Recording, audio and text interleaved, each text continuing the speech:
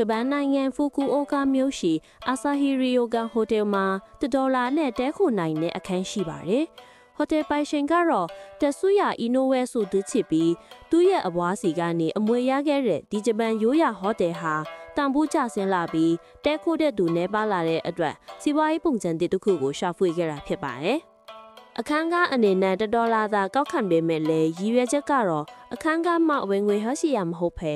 YouTube တက်ရိုက်ထုတ်လွှင့်မှုကနေကြော်ညာဝင်ငွေရရှိရန်ဖြစ်ပါတယ်။တဖြည်းဖြည်းနဲ့ဒီဟိုတယ်ဟာလူသိများလာပြီး$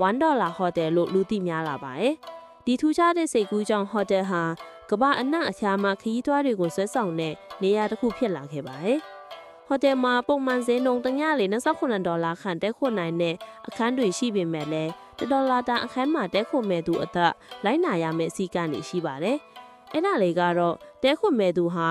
တဲခိုနေစဉ်အချိန်ပြည့်24နာရီပတ်လုံးဟိုတယ်ရဲ့ YouTube Channel မှာတိုက်ရိုက်ထုတ်လွှင့်မှုအတွက်သဘောတူပါမယ်။ကင်မရာမှဗီဒီယိုရုပ်ပုံတွေကိုသာရိုက်ကူးပြီးအတန်ကိုတော့ပိတ်ထားပါတယ်။ဒါကြောင့်ဧည့်သည်ရဲ့ဖုန်းပြောဆိုမှုတွေနဲ့စကားပြောဆိုမှုတွေကိုတော့ဘယ်သူမှမကြားနိုင်ပါဘူး။ဧည့်သည်တွေဟာအိတ်နေစဉ်အဝတ်အစားဝတ်ဆင်ထားပါမယ်။ကိုလုံးသီးဒါမှမဟုတ်မလျော်ကန်တဲ့အပြုမှုတွေကိုမလုပ်ဖို့တားမြစ်ထားပါတယ်။ Passport, credit card number စတဲ့ကိုယ်ကိုယ်တာအချက်လက်တွေကိုတော့ကင်မရာရှိမှပြသခြင်းမပြုဖို့တတိပေးထားပါတယ်။နောက်ချက်ဗီဒီယိုတွေမှာလည်းအခုလိုစိတ်ဝင်စားစရာအကြောင်းအရာတွေကိုတင်ဆက်ပေးမှာမို့ like and follow လုပ်ပြီးအားပေးခဲ့ကြပါဦးနော်။အားလုံးပဲအဆင်ပြေကြပါစေ။